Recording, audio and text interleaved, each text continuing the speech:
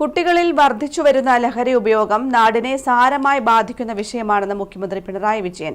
സർക്കാർ നടപടി കൊണ്ട് മാത്രം പൂർണ്ണമായും ഇതിന് അറുതി വരുത്താനാകില്ല.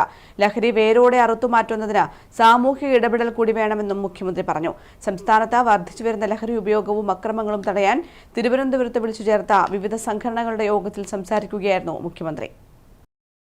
ലഹരി ഉപയോഗിക്കുന്നവരുടെ എണ്ണം വലിയ തോതിൽ വർദ്ധിച്ചു. ലോകമാകെ നേരിടുന്ന പ്രശ്നമായതുകൊണ്ട് നമുക്ക് കയ്യും കെട്ടി നോക്കിയിരിക്കാനാകില്ല. അവരെ നാശത്തിലേക്ക് തള്ളിവിടാതെ അവസാനത്തെ ആളെ പോലും രക്ഷപ്പെടുത്തുക എന്ന ദൌത്യമാണ് ഏറ്റെടുക്കേണ്ടതെന്ന് മുഖ്യമന്ത്രി പറഞ്ഞു. ലഹരി മാഫിയയുടെ കണ്ണി അറുക്കണം. സംസ്ഥാന അതിർത്തി കടന്ന് ലഹരിമരുന്ന് എത്തുന്നത് തടയണം. 2024 25,000 കോടിയുടെ മയക്കുമരുന്ന് പിടികൂടിയെന്നാണ് കേന്ദ്രത്തിന്റെ കണക്കെന്നും മുഖ്യമന്ത്രി കൂട്ടിച്ചേർത്തു.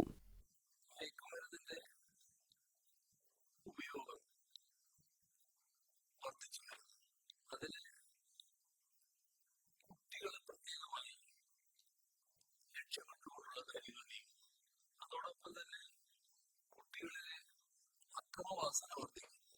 ഇതിനൊക്കെ ഐക്യരാഷ്ട്രസഭയുടെ കണക്കുകൾ പരിശോധിച്ചാൽ ആഗോളതലത്തിൽ തന്നെ ഉണ്ടാകുന്ന ഒരു പ്രതിഭാസമാണിത് എന്ന് കാണാൻ നമുക്ക് കഴിയും. ലോകമാകെ നേരിടുന്ന പ്രശ്നമാണ്, നമുക്ക് പ്രത്യേകിച്ചൊന്നും ചെയ്യാനില്ല എന്ന വഴിയെടുത്ത് കയ്യും കെട്ടി നിഷ്ക്രിയരായി ആ പ്രശ്നത്തെ അവഗണിച്ചുകൊണ്ട് നോക്കിയിരിക്കാൻ നമുക്കാവില്ല. അപ്പോൾ ഇവിടെ തെറ്റുകള് തിരുത്തിയെടുക്കേണ്ടതുണ്ട്. നാശത്തിലേക്ക് പതിക്കുന്നവരാണ്. അപ്പോ അവരെ നാശത്തിലേക്ക് തള്ളിവിടാതെ അവരുടെ അവസാനത്തെ ആളെപ്പോലും രക്ഷപ്പെടുത്തുക എന്ന ദൗത്യമാണ് നമുക്ക് ഏറ്റെടുക്കേണ്ടത്. അന്താരാഷ്ട്ര മയക്കുമരുന്ന് മാഫിയയും നമ്മുടെ രാജ്യവും തമ്മിലുള്ള ബന്ധമുണ്ട്. ആ ബന്ധത്തിന്റെ കണ്ണി അറുക്കണം. അത് വളരെ പ്രധാനമാണ്.